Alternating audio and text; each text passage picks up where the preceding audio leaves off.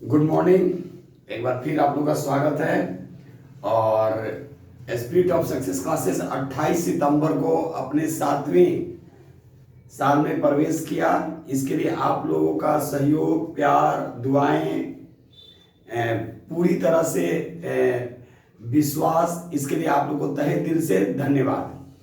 चलिए, तो आप लोगों के सामने आज हम जो टॉपिक लेकर आए हैं ये अब एक अलग तरीके से, अब पूरी तरह से हम लोग को फोकस करना है 67वीं बीपीएससी पे और जो भी आगामी जो एग्जाम होंगे, और उसी लिहाज से 5 से 6 टॉपिक पे हम लोग डिस्कस करेंगे। और सबसे पहले मॉडर्न हिस्ट्री आपको कराएंगे, चाहे वो मुझे 10 वीडियो बनाना पड़े, 12 वीडियो बनाना पड़े, लेकिन आप लोग को उस हिसाब से, ताकि आप उसके बाहर आपको नहीं जाना है और वहां से एकदम क्वेश्चन आना ही है।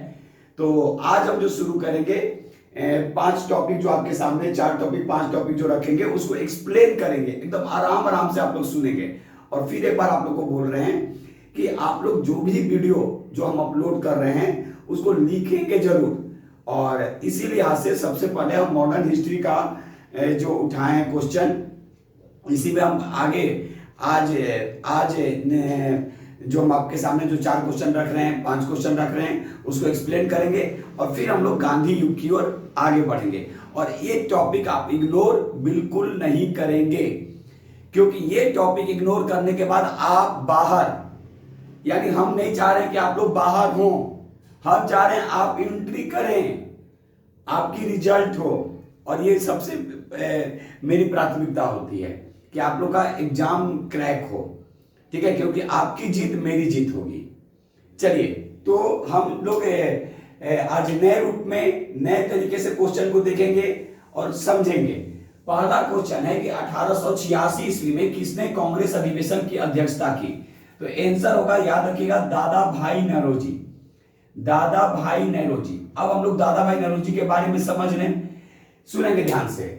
कांग्रेस का जो दूसरा अधिवेशन होता है, कौन सा अधिवेशन? दूसरा अधिवेशन कहां होता है? कलकत्ता में। अब इसकी अध्यक्षता वयोवृद्ध नेता यानी ग्रैंड ओल्ड मैन के नाम से जाने जाने वाले दादा भाई नौरोजी के द्वारा किया जाता है। अब यहां से आपसे क्वेश्चन पूछा जा सकता है कि दादा भाई नौरोजी कांग्रेस की अध्यक्षता कितनी बार किए थे? तो याद रखिएगा, दादा भाई नौरोजी कांग्रेस की अध्यक्षता 3 बार किए। 3 बार कब कब किए? तो एक 1886 में, कहां पे किए? कलकत्ता में। दूसरा 1893 लाहौर, और तीसरा 1906 कलकत्ता। अब ध्यान से सुनेंगे, अब इसमें कलकत्ता जो है 1906, ये काफी अपने आप में महत्वपूर्ण क्वेश्चन है। यहां पे अब आपसे पूछा जा सकता है कि राष्ट्रीय स्तर पर पहली बार स्वराज की मांग कब की गई? तो राष्ट्रीय स्तर पर पहली बार स्वराज की जो मांग किया गया था वो किया गया था 1906 में। दादा भाई नौरोजी कांग्रेस के अध्यक्ष बने थे। लेकिन अगर आपसे पूछा जाएगा कि स्वराज शब्द पहली बार किसने प्रयोग किया, तो वो दयानंद सरस्वती। याद रखिएगा, अगर स्वराज शब्द की बात आएगा कि स्वराज शब्द पहली बार किसने प्रयोग किया, तो दयानंद सरस्वती।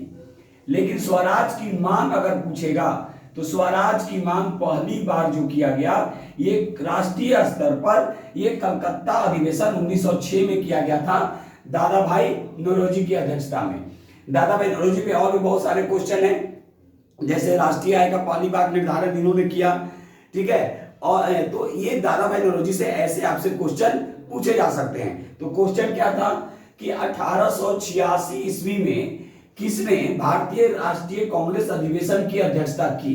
तो याद रखिएगा, आंसर होगा दादा भाई नौरोजी। अब यहां पे एक और आपको फिर से रिपीट कर दे रहे हैं, दादा भाई नौरोजी कांग्रेस के 3 बार अध्यक्ष बने। 1886 कलकत्ता में, 1893 लाहौर में, और 1906 कलकत्ता में। और कलकत्ता में ही पहली जो अधिवेशन जो हुआ 1906 में, तो पहली बार राष्ट्रीय स्तर पर स्वराज की मांग की गई थी। लेकिन अगर स्वराज शब्द का पहली बार अगर बोलेगा, शब्द अगर बोलेगा, तो दयानंद सरस्वती। चलिए, क्वेश्चन नंबर 2, स्वदेशी आंदोलन का कारण क्या था? सुनेंगे ध्यान से। तो स्वदेशी आंदोलन का जो कारण था, बंगाल विभाजन। बंगाल विभाजन। अब यहाँ पे कैसे कैसे क्वेश्चन पूछेगा, अब सुनेंगे। 1905 ईस्वी में बंगाल का विभाजन होता है। बंगाल को दो भागों में बांट दिया जाता है, पूर्वी बंगाल और पश्चिमी बंगाल। और यहाँ पे लॉर्ड कर्जन जो था उस समय, जो भारत का जो वायसराय था, बस मंशा यही थी कि फूट डालो और शासन करो।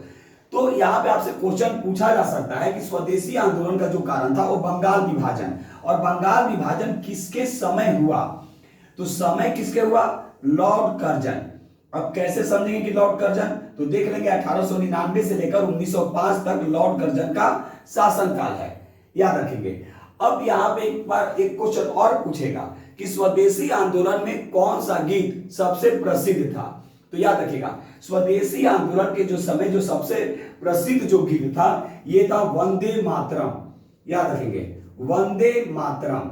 और वंदे मातरम से भी क्या क्वेश्चन पूछेगा, ये इसको पहली बार कब गाया गया, तो पहली बार जो वंदे मातरम गाया गया ये 1896 के कलकत्ता अधिवेशन में, ठीक है, कलकत्ता अधिवेशन में, और जिसकी अध्यक्षता रहमतुल्लाह सयानी किए थे। तो क्वेश्चन क्या था, स्वदेशी आंदोलन का कारण क्या था, तो स्वदेशी आंदोलन का कारण था बंगाल विभाजन, जो 1905 ईस्वी में हुआ था लॉर्ड कर्जन के शासनकाल में। स्वदेशी आंदोलन के समय प्रमुख गीत अगर आपसे पूछेगा तो वंदे मातरम। और पहली बार वंदे मातरम कब गाया गया, तो 1896 ईस्वी के कलकत्ता अधिवेशन में, जिसकी अध्यक्षता रहमतुल्लाह सयानी के द्वारा किया गया था। चलेंगे ध्यान से।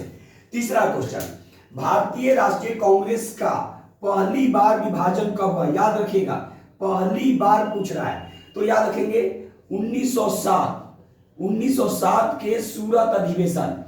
सुनेंगे ध्यान से, 1907 के सूरत अधिवेशन में कांग्रेस का पहली बार विभाजन होता है। कैसे, तो नरम दल और गरम दल में, नरम दल और गरम दल के रूप में कांग्रेस का पहली बार विभाजन सूरत अधिवेशन 1907 में जो होता है, जिसकी अध्यक्षता रास बिहारी बोस के द्वारा की जाती है। तो इसी अधिवेशन में कांग्रेस दो भागों में बढ़ती है, नरम दल और गरम दल। तो क्वेश्चन क्या है, भारतीय राष्ट्रीय कांग्रेस का पहली बार विभाजन हुआ था तो 1907 के सूरत अधिवेशन, ठीक है, 1907 ईस्वी के सूरत अधिवेशन में। अब अगर अध्यक्षता पूछेगा कि इसकी अध्यक्षता किसने किया, तो इसकी अध्यक्षता रास बिहारी, याद रखेंगे रास बिहारी बोस के द्वारा इसकी अध्यक्षता की गई थी।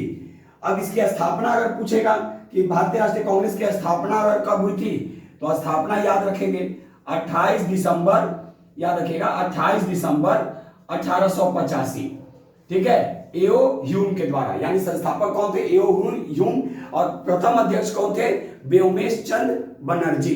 तो एक क्वेश्चन से कई क्वेश्चन आराम आराम से हम लोग को पढ़ना है, क्योंकि आपका पूरा जब तक आप कनेक्ट नहीं करेंगे, देखिए हमारे सामने एक बहुत बड़ा प्रॉब्लम क्या है कि अगर हम स्टूडेंट को नहीं समझा पा रहे हैं तो फिर तो दिक्कत है, यानी फिर पढ़ाने से कोई फायदा ही नहीं। यानी उनको एकदम माइंड में हिट करा देना है कि यहीं से क्वेश्चन आएगा और इसी तरह आपको पढ़ना है। मेहनत तो आप ही को करना है, ठीक है, हम लोग तो जो कराते हैं आप लोग को तो स्वाभाविक है, ठीक है, हम लोग जो मेहनत कर रहे हैं, लेकिन आपको भी उससे मेहनत करना है, क्योंकि आपको कंपटीशन उनसे है जो अंतिम पैदान पे हैं, लड़ाई लड़ रहे हैं। और भी लोग जो हैं जो अलग तरीके से एग्जाम में केवल पीटी पास करने के लिए बैठते हैं, उनसे भी आपकी लड़ाई है। जो लास्ट से वापस आ रहे हैं उनसे भी है, जो पूरी तरह से बुक रट गए हैं उनसे भी है।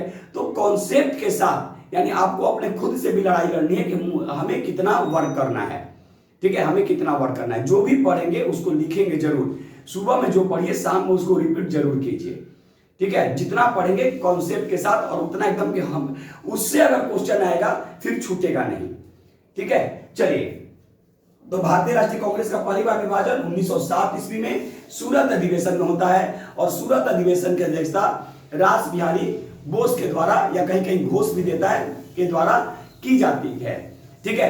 कांग्रेस इसमें दो भागों में बंट जाती है, गरम दल और नरम दल, और फिर यही कांग्रेस बाद में 1916 ईस्वी में मर्ज होती है। फिर उस पर भी क्वेश्चन आएगा, फिर हम बात करेंगे। चलिए, बंगाल विभाजन कब रद्द हुआ, काफी इंपॉर्टेंट क्वेश्चन। यहां तो बंगाल विभाजन हो गया 1905 ईस्वी में, लेकिन याद रखिएगा कि जो जहां से कमजोर पड़ता है वो वहां से भागना शुरू कर देता है। अब ब्रिटिश यहाँ कमजोर पड़ने लगे बंगाल में। एक चीज अपने लाइफ में एकदम याद रखिएगा, वैसे आप कहीं भी कोई आप ऐसा काम कर देते हैं जहां से आपकी स्थिति कमजोर हो जाती है, आप भागना शुरू कर देते हैं। ठीक है, तो भागना कब शुरू करेंगे? जब आप जान रहे हैं कि मेरी गलती है, अब इसके यहां से अब रहना हमारे लिए मुश्किल है, तो आप वहां से भागना शुरू कर देते हैं। ब्रिटिश वालों के साथ भी यही हुआ। ये तो कुछ किसी और मंशा से बंगाल का विभाजन किए थे, लेकिन रिएक्शन उल्टे हो गया, और जो उल्टा जो हुआ, अब ये लोग वहां से भागना प्रारंभ कर दिए। ठीक है, और इसीलिए बंगाल विभाजन को 1911 में आंदोलन इतना उग्र हो गया। ठीक है, भारतीयों के अंदर इतनी ज्यादा एकता देखने को मिली कि इन लोगों को लगा कि अब हम यहां से चले जाएंगे, और इसीलिए उन लोगों ने क्या किया कि सबसे पहले बंगाल विभाजन को 1911 ईस्वी में रद्द कर दिया। तो क्वेश्चन क्या है, बंगाल विभाजन कब रद्द हुआ था? तो 1911 ईस्वी में। और उस समय जो अगर वायसराय अगर पूछेगा कि उस समय वायसराय कौन था, तो उस समय वायसराय लॉर्ड हार्डिंग द्वितीय, याद रखिएगा, उसके पहले लॉर्ड हार्डिंग एक बार आ चुका था। तो लॉर्ड हार्डिंग सेकेंड यानी लॉर्ड हार्डिंग द्वितीय जो था, बंगाल विभाजन जब रद्द हुआ उस समय भारत का वायसराय था। अब एक क्वेश्चन और यहां से पूछेगा कि जो बंगाल विभाजन जब रद्द हुआ, ठीक है, तो उस समय वायसराय कौन था? तो लॉर्ड हार्डिंग द्वितीय। अब देखेंगे, अब 1911 अपने आप में काफी इंपॉर्टेंट है। कैसे भाई? तो सुनेंगे, 1911 में दिल्ली में भव्य दरबार का आयोजन किया जाता है।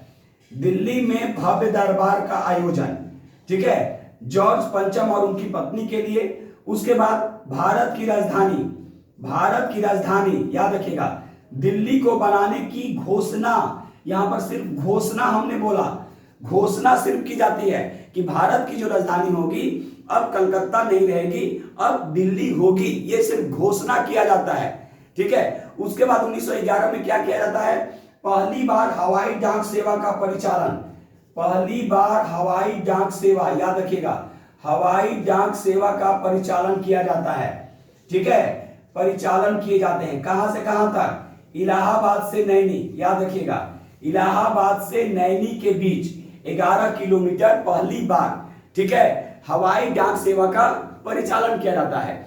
और 1911 में एक और महत्वपूर्ण भारत के इतिहास में जोड़ा जाता है, वो है कि राष्ट्रगान पहली बार 1911 के कांग्रेस अधिवेशन में गाया गया था, याद रखिएगा। यानी 1911 में ही, याद रखिएगा, कलकत्ता का कांग्रेस का जो अधिवेशन होता है, कलकत्ता में जो अधिवेशन जो होते हैं उसमें राष्ट्रगान गाए जाते हैं, याद रखिएगा।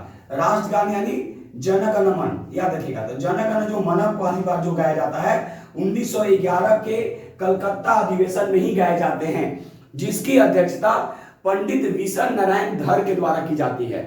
तो पंडित विशन नारायण धर की अध्यक्षता में जो कांग्रेस का जो कलकत्ता अधिवेशन होता है 1911 ईस्वी में, उसमें पहली बार राष्ट्रगान गाए जाते हैं।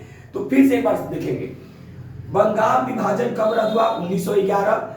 ठीक है, उस समय भारत का वायसराय कौन था? लॉर्ड हार्डिंग द्वितीय। अब 1911 की घटना को देखेंगे कि 1911 में कौन कौन से और भी महत्वपूर्ण बातें हुई जो भारतीय इतिहास के लिए काफी महत्वपूर्ण मानी जाती है। तो दिल्ली में भव्य दरबार का आयोजन होता है जॉर्ज पंचम और उनकी पत्नी के भव्य स्वागत के लिए। उसके बाद 1911 में ही पहली बार इलाहाबाद से नैनी के बीच हवाई डाक सेवा का परिचालन होते हैं। उसके बाद 1911 में ही पहली बार राष्ट्रगान गाया जाता है कलकत्ता के अधिवेशन में, जिसकी अध्यक्षता पंडित विशन नारायण धर के द्वारा की जाती है।